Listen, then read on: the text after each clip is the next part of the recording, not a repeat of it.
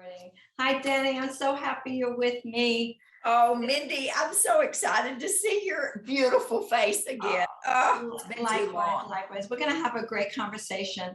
And just know, technically, everybody knows me. I'm technically challenged. This is being recorded, so it's going to be posted to the group. It's going to be posted to the Facebook page. It's going to be posted to LinkedIn, posted to YouTube. So if you're missing it now, no worries. My wonderful Jenny will be posting it everywhere it can go, because the most important thing is the message that my dear friend Dani has for us today.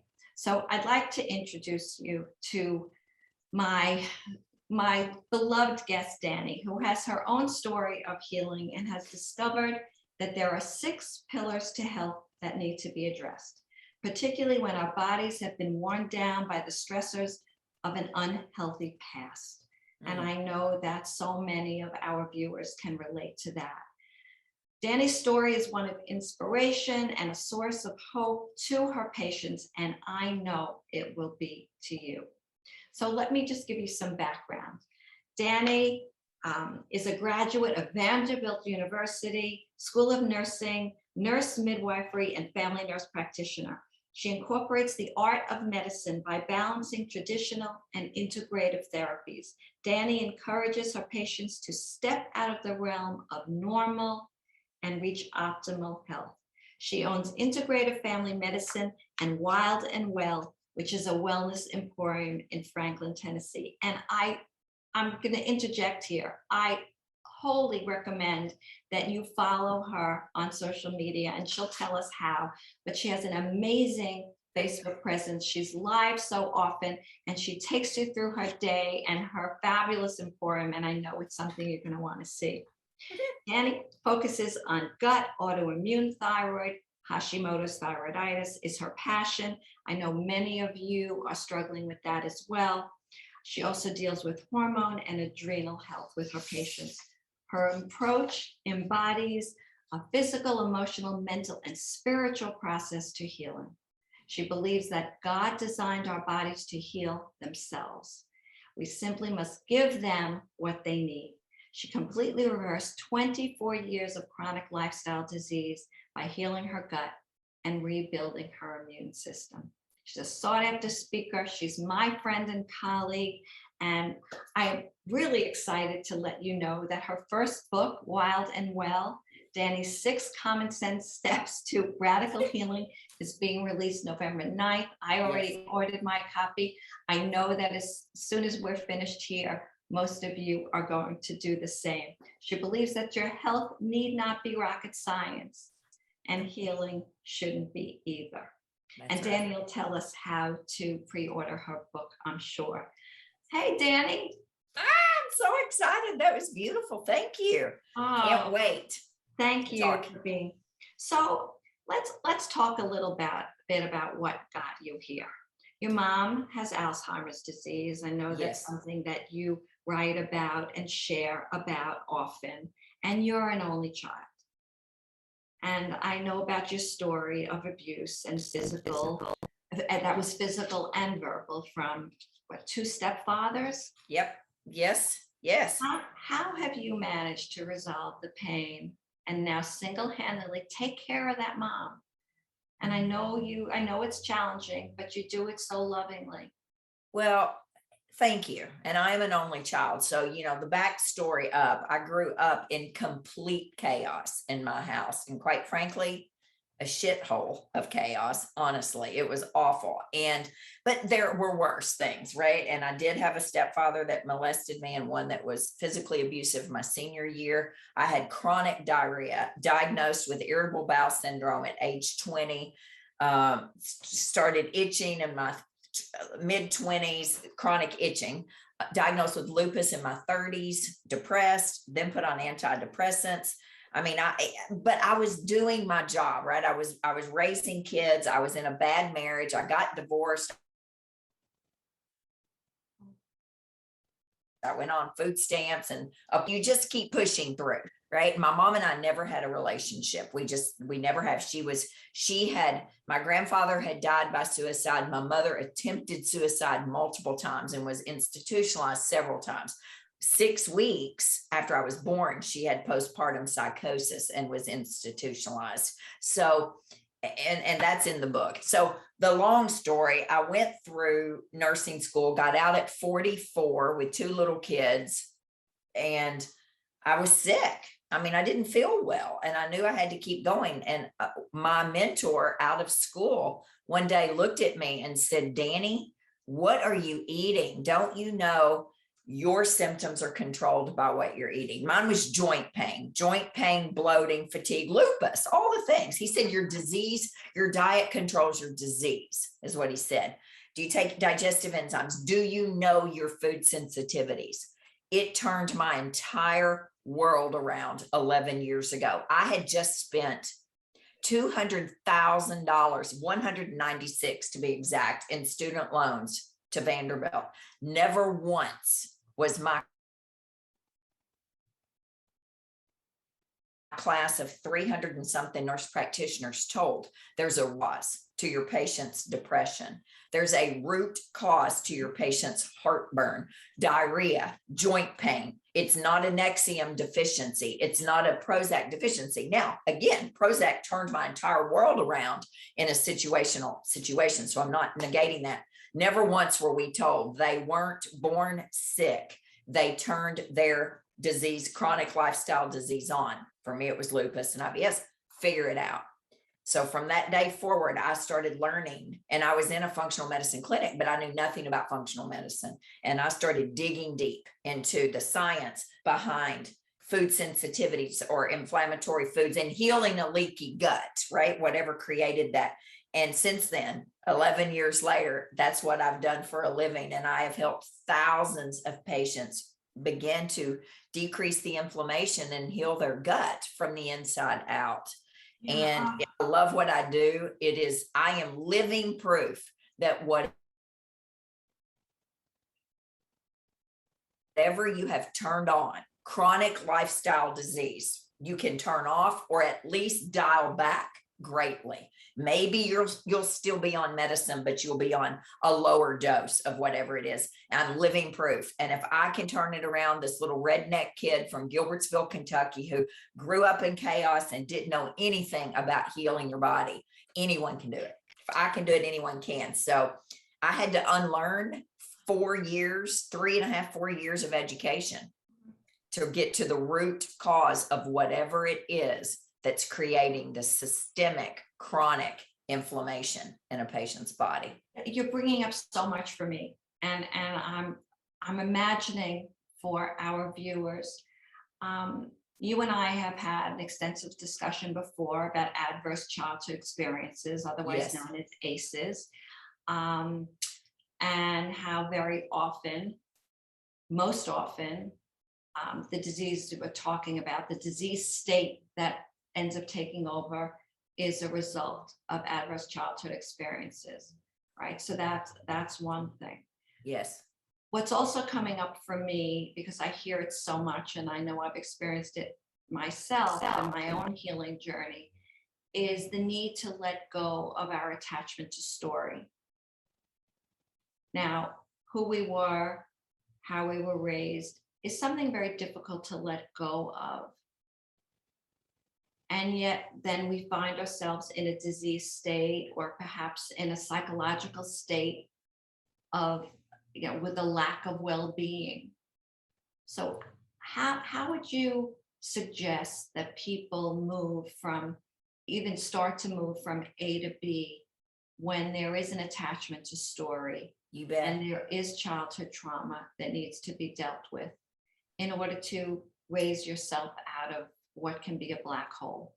Well, I spent a lot of time in therapy, but not as a young child. I was never put in therapy when all the trauma was happening with the stepfathers, I had to do that myself. And I went to therapy as an adult, to counseling, to therapy. And then I personally went to a place called Onsite. So I think, which is, I checked in for 6 days, not checked in because it's not a rehab.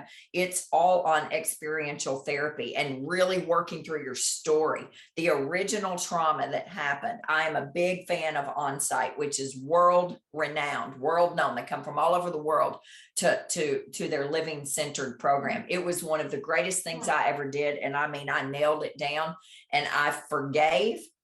I never forgot. But I think you have to go through a lot of forgiveness, and you do have to unattach yourself. Now I can tell this story. I can dig deeper into things that happened in my life and tell them and not be emotional about it. It's not who I am. And there's a chapter in the book says, you're not your past. It's as simple. You are not your past right here. And it's all on ACEs and healing from that trauma. For me, treatment was phenomenal, and just therapy. Talk therapy, EMDR, experiential therapy. I went through it all. Because I'm sorry for interrupting. Go ahead. I knew that I did not want to bring in the next generation. Yeah. So do you incorporate your extensive knowledge of ACEs in your patient care? You bet. And so 11 years I've been doing this, almost 9 years, I missed this. I never offered the adverse childhood experience questionnaire to my patients. Every single patient now, new patient, gets the ACE questionnaire. It's changed the way I practice medicine. What got you from not using it to using it? I had a patient who introduced me to it. My nurse practitioner program never talked about adverse childhood experiences ever. I have a patient who worked with ACEs with clients in treatment for decades. And he said, Dani, and he did a Sunday night service with me, a Facebook Live, and I was blown away. I was horrified at what I learned about the percent of people walking around who have at least one adverse childhood experience. And if you have one, you've got something like a 75% chance of having two. And the ramifications that come from childhood trauma before the age of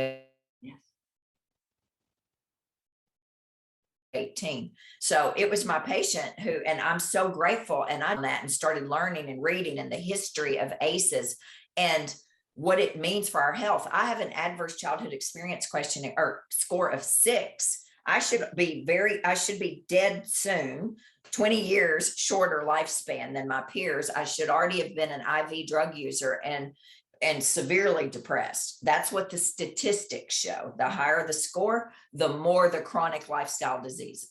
Maybe you can just briefly share a little bit what some of those questions are. Yes. Well, I don't have them printed out. I don't have the questionnaire, but here's what I have it in the book. So it's 10 questions on, well, I have it right here. Look at that. 10 questions about physical abuse, emotional abuse, verbal abuse, neglect, and did someone go to prison? Did anyone was a problem drinker and alcoholic? I mean, you molested? Were you raped? Were you fondled? That's one of the questions. Did you often or very often feel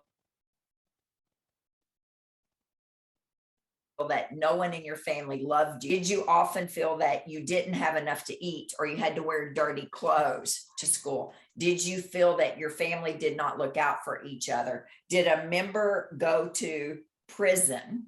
Did a household member go to prison? Was a household member depressed or mentally ill? Or did a household member attempt suicide?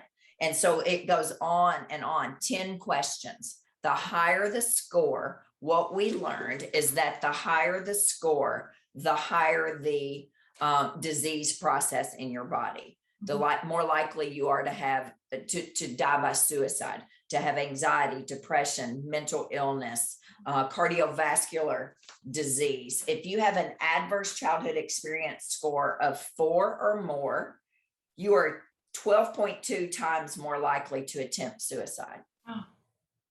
10.2 times as likely to use injection drugs, 7.4 times more likely to be an alcoholic. A person with 4 or more ACEs is 2.5 times more likely to have ischemic heart disease, 2.5 times more likely to have a stroke, 1.9 times more likely to have cancer. I mean, the list goes on and on and on. And it's Dr. I can't remember his name. He was the president of the American Pediatric Association for years. He said adverse childhood experiences are the #1 public health crisis that we've missed in the United States. Yeah, well, thank you for sharing. We that. educate our patients about baby safety, right? Put them on their back to sleep. But yeah, I had to think about that. It's been a long time since I had a baby. Cover up the sockets, the sockets, close the counters, cover up the swimming pool, block the stairs. But we never, ever, ever educated on toxic household. No, and that's so unfortunate, right? And that, reminds me, we talk so much about letting go of attachment to story. It's letting go of those inflammatory and toxic beliefs that come out of such experiences. So let's talk about the book. I really want to elaborate with you on your 6 steps to healing that you use in your practice. You bet. Share what the 6 steps are. So the tagline is Dani's 6 common sense steps to radical healing. I'm a lot of things. One of those is I am loaded with common sense. I'm intelligent, I'm smart, but I'm not just a rocket scientist, right? I was 40 years old when I went back to school. I was older when I got out. I mean, I'm tired, but I am common sense. Let me tell you, I'm common sense. And you keep freezing on me. Yes. And so I just got to science, right? But this is not rocket science. So the whole first part of the book is on childhood trauma, and you are not your past, and you are not sinking. You are not broken. So it sets it up then for my 6 steps to healing, which are eat well, sleep well, move well, poop well, decrease stress, and cultivate community, which you've done a beautiful job of. And I go through those in the book, each step has a chapter dedicated to it. Excuse me. And of course, I start off with eat well, because it is the key. It is the key. You can do all of these other things, and you can decrease your stress, inflammation, an inflammatory diet. My entire business is built off of decreasing inflammation in the body, from the mouth to the anus, cooling the gut down, cooling the leaky gut. And so I talk about my journey with food there and about food sensitivities. Yeah. I am very passionate, and there's a lot of, controversy on food sensitivities, but I think I have a great company I use, and we use a company out of Atlanta, Precision Point Diagnostics. And I think they do a phenomenal job. And that food sensitivity test turned my entire world around 11 years ago. And I realized I was eating healthy food. I mean, eggs are the perfect protein, salmon is good. I was eating great food that was hurting me, that was creating systemic illness and joint pain and diarrhea. Eggs have been on my food sensitivity for 11 years. If I eat an egg, I got to run out of here because my body hurts and I'm bloating. So the entire first chapter or food chapter is on relearning about food and about what trying to unlearn everything that we learned growing up. Right. Yeah. What's coming up for me now with this too. And I'm a big proponent of 1 ingredient, God made healthy food. Processed, packaged, bagged, canned, fake food just leads to systemic inflammation and horrible cravings. This is what you teach, and your tribe knows that. So the entire first It's not I don't know. food. I didn't. Oh, absolutely. It's not food. It's frankenfood. It's fake food. It's just, and I do videos all the time, at Walmart and all, to picking up packages at Aldi's and Trader Joe's and reading off that list of ingredients, and it's frankenfood. And I grew up eating processed, packaged, bagged, canned, fake, man-made food. Even though we had a garden, I was in the country. So the entire first chapter is on eating well. And it's about, filling your body with the things that are going to heal you, because food will do one of two things, right? It will heal you or kill you. It just will, the inflammation. And so sleep well. Sleep well. If you don't sleep well, you can't eat well. You won't think to eat well. It's our chapter on creating your bedroom into a sanctuary, making it a sanctuary. You cannot have a cluttered, piled up, disaster filled bedroom and expect to rest peacefully. So the first thing I have patients do is clean your bedroom up, for crying out loud. Get the electromagnetic fields out of your bedroom. Get the computer, the TV, the wireless router can't be in there. Move the head of the bed away from your HVAC unit. If your air conditioner's out there, you've got to get away from the electromagnetic fields that are disrupting your circadian rhythm. If you sleep on a sleep number bed, you're sleeping on a minefield of electricity. Yeah, and shocking the neurons in the brain. You bet. You're completely disrupting. Absolutely. Yeah. So we set the bed where you need it, and then unplug it. Unplug the lights beside you. Get them healthy for you. I have lots of videos on EMS, but then also, you've got to, maybe you need magnesium. So the whole book, the chapter talks about magnesium and Epsom salt baths and sleepy time tea and taking your probiotic and, having a nighttime ritual and getting off these phones long before nighttime. Eat well, sleep well, move well. And I want to add a caveat to move well, move appropriately. You bet. I don't say exercise, right? I honor your body with movement, as opposed to punishing it with exercise that's designed to make it go away. You bet. You bet. And if you feel worse after you move, after you exercise, if you have to go home and take a nap, then you are doing the wrong form of exercise. Patient yesterday, 6 days a week on that Peloton, multiple classes a day. She's exhausted. And her husband was in the appointment with her. And I said,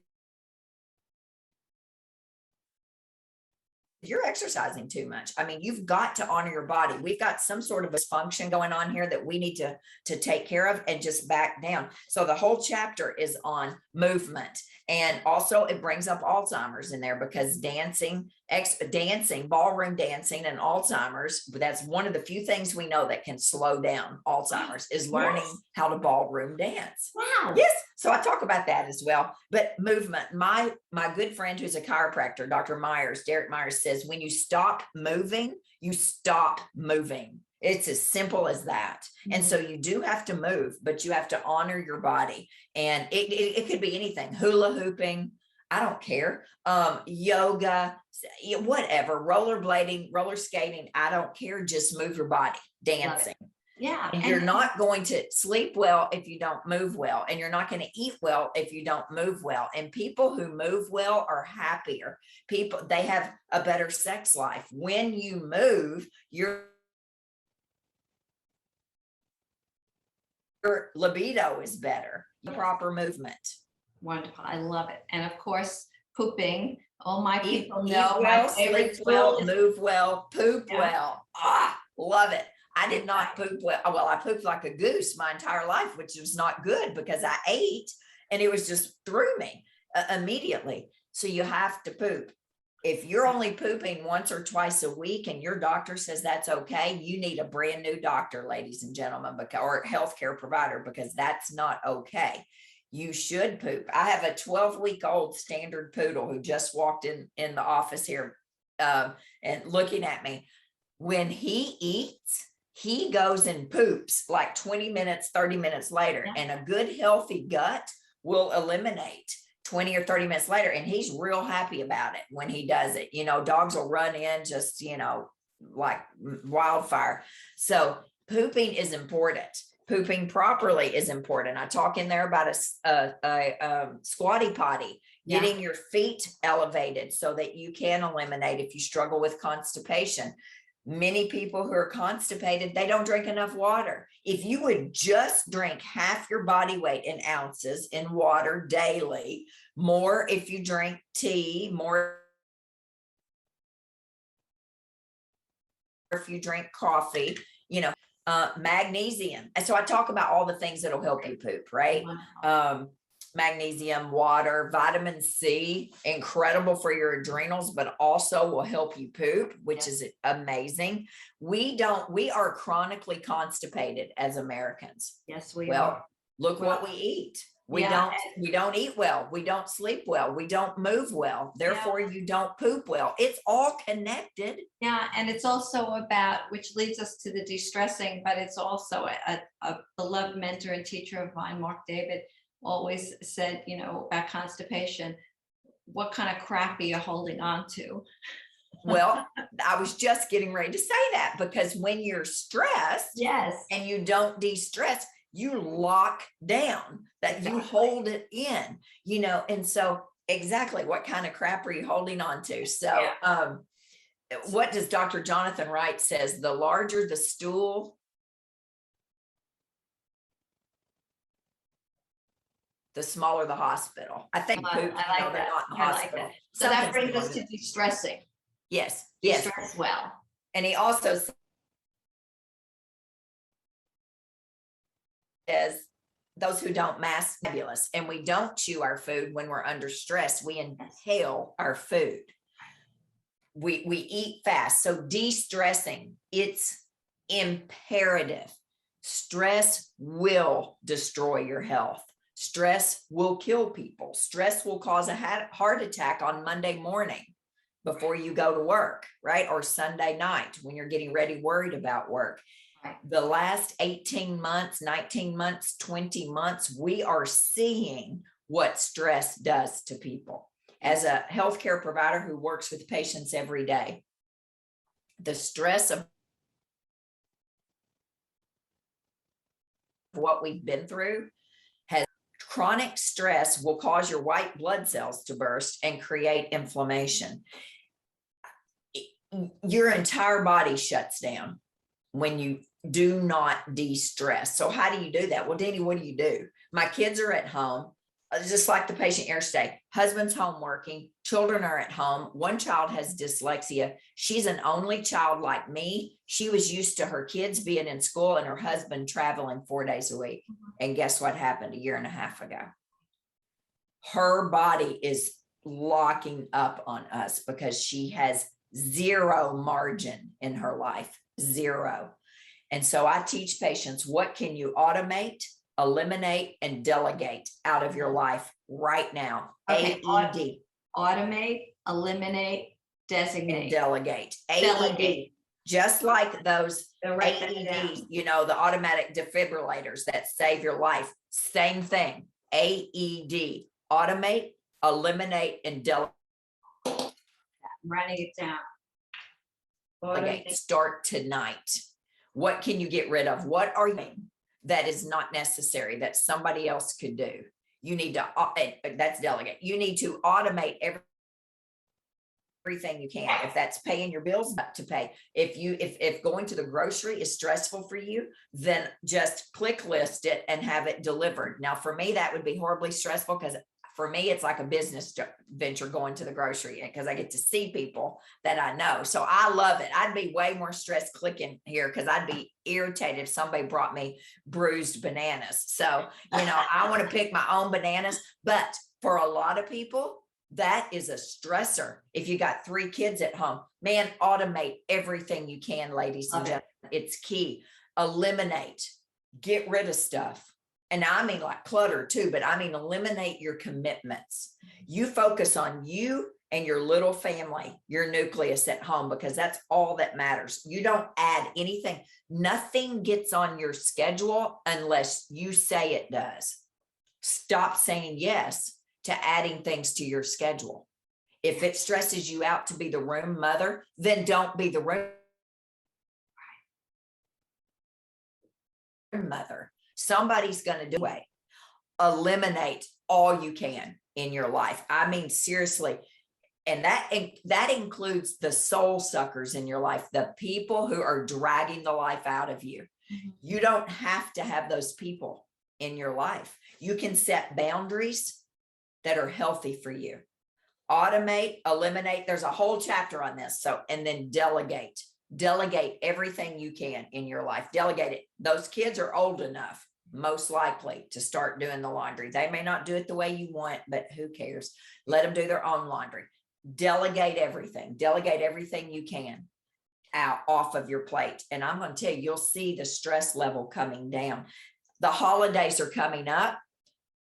Our world revolves around food. It is extremely stressful for people. And I mean, if it is stressful for you to do whatever it is your commitment is, then don't do it. You have the right to say no. Right? Yeah, Yes. saying no is saying yes to yourself. You bet it is. And oftentimes Lisa Turkers wrote a book, and I don't have it in here. It's called The Best Yes. Okay. And it's one of the best books I know. It's about what's your best yes. Say yes to only the things that are going to give you life. And is it going to be a good yes for you and your family? So decreasing stress is key. And that set your life up that you don't need to escape from it and have self-care. You set your world to create self-care built into your body, into your life. I know what it's like to have 2 kids, be divorced, be in school, be on food stamps, no money, no job. I mean, I get it. So I could be preaching to someone that's like, you don't know my world. No, I don't. But I wish I would have known that I had the right to say no back when those kids were little. Yeah, absolutely. Because you make poor decisions when you're so stressed out. Absolutely. You don't sleep, you don't eat well, you don't poop well, you're not going to exercise. Right. So almost more important than any of it is decreased stress. Right. Yeah, which it feeds into everything else. And then of course this community, which makes us feel as though we belong. Cultivate community. We are not designed to live in isolation. Social isolation, there's no such thing. It's not possible. We were designed to have community. We thrive in community. We laugh. You share your stories in community. Your cortisol levels go down in community. Yeah. Your inflammation goes down in community. Your immune system is stronger when you have community. When you are lonely, you have a lower immune system and your lifespan is shorter. Yeah. Community is key. I started a weekly cookout in my neighborhood during COVID, and it has been the greatest thing. We have had a ball. We don't meet every week anymore. We did during COVID, but we now know our neighbors. We really know our neighbors. We don't just know our neighbors. There's a difference. FaceTime them. Maybe you're the person. I'm the person in my world who cultivates community. But it's always been very important to me because think about how I grew up. I grew up very isolated, an only child, a mentally ill mother that no one knew this was happening. Yeah. And so I thrived on community. In hindsight, the friends that I chose were always strong family friends. They had good, strong family. Mm-hmm. So community is key, cultivating community. It doesn't matter, create something, start a book club, start something, anything, because people are begging for community right now. And it's also great to have a workout buddy. I mean, that's community, right? If you want to move and want to exercise, you're not going to let your buddy down who's waiting on the corner at 5 a.m. in the cold. You're going to show up. Absolutely. Absolutely. So those are the 6 steps that I work on. Of course, sexual health is important too, but I couldn't figure out how to put it in there, but that's not my 6. It's all important. Well, by the way, the bed is for sleep and sex only. That's it. So. But you know what? If you're doing something else, get out of the bed. If you're not doing one of those 2 things, Oh, I'm sorry. The bed is for sleep and sex only. So if you're not doing one or the other in that, get out. So it's not rocket science, and they all work together. Absolutely. And it certainly is common sense, It is. medicine. And so so I wanted this book to be to where anyone from Gilbertsville, Kentucky, small town, Ohio, whatever, to New York City, where you are, could read this book and go, wow, it's got 300 and something medical references in. I mean, it's a true science-based book, Yes. but I think we've lost a lot of common sense in medicine. And if we really sit down and take heart in this, it's not. We just need to go back upstream to where we were and when we felt the best in our life. And we just need to take note of all of this and start making baby steps. You can't do all 6 things at once, but you can start making steps, right? To, make better food choices, to go to bed earlier or whatever, to, decrease the stress, start eliminating. And then eventually you look back and you're like, whoa, I'm not where I need to be because I spent 55 years getting myself in this position, but I am much better than I was. And once you start feeling better, you will never go back to where you were. Isn't that right? That's so true. I had a conversation with a client earlier today about food choices and her mindset about restriction, eating certain foods that she really enjoys, but feels if she takes them, they don't make her feel great, but feeling if she's taking them out of her diet, she's restricting, and that is a trigger for her. And I explained that choosing not to eat what makes you feel unwell is not about restriction. It's about feeling empowered, making empowered choices. And I see that very often with the people that I'm blessed to work with. After we explore who they are as eaters, what their story is, and of course we want to start with diet, nutrition, lifestyle, and healing the gut. Yes. It's difficult for many of my clients, and I imagine those listening today who have the intention, but being told to change their diet is a very uncomfortable scenario because their behavior with food, their relationship to food has served a purpose. Absolutely. And it makes me nervous if I know for a fact I'm working with a patient that struggles. Mm-hmm. Correct. And so, but the way you worded that, I just took about, I've made a mental note of that, about it is about health and it's about healing your body, and eliminating something that is harming you is not about restricting. It's about building up health. That's a great way to look at it, because I struggle with this when I know that I have a disordered eating patient, and I'm a big believer in food sensitivities, not for restriction, but because I know that their body is going to heal if we eliminate. See, for me, cashews are a high one for me. Cashews are a perfect nut. These are healthy nuts. I'm mad that I can't eat cashews even after 11 years. And what are all and dairy is a problem for me. Dairy, cashews, eggs, gluten. So those are my big ones for me. And then there's beans in there, but I mean, beans are fine, whatever. I don't get torn up about beans. I get torn up about dairy though, because who doesn't like cheese? Yeah. I love cheese. If I eat cheese, my hands swell up like little piggies. They're worse than they already are, little short things. So I know, but I've never thought to look at that. I need to rethink the way I look at it and the way I talk to it about patients. It's not about restricting. And I don't want anybody to think that I'm about restricting patients. I am about eliminating the foods that are creating the inflammation, that are decreasing their lifespan. How about we say choosing not to eat, or we say it's a temporary therapeutic protocol. Bingo to that one. Down. Yeah. It is temporary for most people. Cashews and eggs have stayed on mine forever. Yeah. But yes, for most people, if they can heal the gut, we can bring those foods back in moderation. Yeah, absolutely.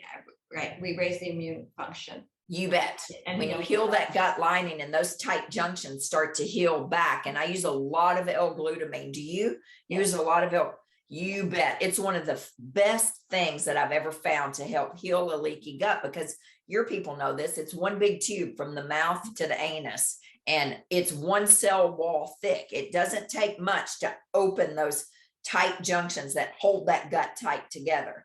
And L-glutamine is one of the fastest way to, literally, it acts like spackling of the gut, like I'm spackling that wall back there back together. Works fast. Yeah. It also decreases anxiety, carb and alcohol and sugar cravings. It's and it's cheap. Yeah, L-glutamine's I cheap. also like the herbs, the mucosal herbs, slippery elm, marshmallow root, aloe. I love those that really heal the gut lining. You bet. And yeah, when you cool that inflammation down in that gut lining, you're able to eat a different, you're able to bring things back in, and you just start feeling better. And when you heal the gut, the anxiety, the depression, the ADD, the ADHD, the bipolar, the schizophrenia, the trichotillomania. I mean, all the psych conditions start to get smaller and smaller and smaller. And sometimes we get patients off their anxiety meds or off their ADD meds because 80-ish% of all your serotonin is in the small intestine. Yes. So when the gut's inflamed, the brain is inflamed. It's again, it's common sense when you learn it. And why we aren't taught this in school, I will never know. Right. Well, speaking of inflammation, you have an Inflammation is the Devil online course. I do. So tell our listeners about it and how they can learn about it and hopefully enroll in it. Absolutely. We marked it down to $29 also from during this book promotion launch. And it's on my 6 steps, and it goes deeper into cytokines and all the things, inflammatory response, and you can come in and out of it like you want. And it does talk a lot about food elimination in it, and learning your food sensitivities, and it's all about inflammation and healing inflammation, because we know that inflammation is the root of 100% of all chronic lifestyle diseases. Yeah. High blood pressure, high cholesterol, diabetes, those things, cardiovascular disease. Yeah, it's a great little course. It sounds fantastic. So I'm going to send our viewers, our listeners, to DaniWilliamson.com, DaniWilliamson.com. And I know her website has blogs, videos. Dani has a wonderful weekly health show. I was blessed to be invited on it. And she's just such a source of information. And as you can see, she is full of fire and full of life. And I truly am privileged to call her my friend. Thank you. I feel the same about you. I'm as passionate about inflammation and healing your body and adverse childhood experiences. I mean, don't let that past define you, period. And you are no longer there, as you are about your entire mission on eating disorders and disordered eating. So I'm honored I'm glad we met several years ago. Yes, we did. And we've shared several patients together, and you're the real deal. So I love your mission and what you're doing out there, and you walk the walk. And I believe that as healthcare providers, and all of you all that are listening, if you have a healthcare provider who is not walking the walk or is not listening to you, then you have the right to eliminate that person out of your life. I should have said that. That goes for healthcare providers too. We work for you. And if I'm not helping you on your journey of healing, and I'm just simply saying, your labs are normal, you just need to eat better and exercise more, I am telling you, you find a new healthcare provider, and you have the right to do that. People don't realize that they can transfer their records out. Absolutely. Absolutely. Everyone deserves to be seen and heard. You bet. No question. So Dani, tell our viewers where they can pre-order the book. Amazon, Barnes and Noble, Books A Million, Powell Books, Parnassus Books. It's everywhere you buy books online. So it was #1 this morning on Amazon on new releases. I don't know if it is currently, but I haven't had a chance to look. Anywhere you want to buy books. The ebook is available right now. If you got the ebook, like you can download it and then you can also review it if you like it. Well, even if you don't like it, you should review it. But I was looking to see here. No, it's not #1 right now, but it floats. Yeah, anywhere you buy books, it's hardback, paperback, ebook. There will be an Audible, and they're trying to convince me to read it. And I haven't decided yet. I don't know. I almost think I should but I think you should. Listen to this. I lived in New York City, your city, for 3 years. I never lost my accent. Every time I opened my mouth, people would just turn around like, what the heck? Who is that? I don't know if it would be a hindrance or if it would be great to read the book. So it's available everywhere. And I'm so blessed. I'm 56 years old in January, and it took me that long to get this done. But it took me until 44 to find this second career. And I hope you love it, because it really is good, common sense, practical medicine. You are a gift to the universe. I love you, Dani. I love you more. Back at you, my friend. All right. Okay. I hope you'll come back. I would love to. Anyone who missed this, I hope you're finding us on YouTube, Freedom Promise Facebook page, LinkedIn. It's going to be all over. Thank you again so much, and have a wonderful day.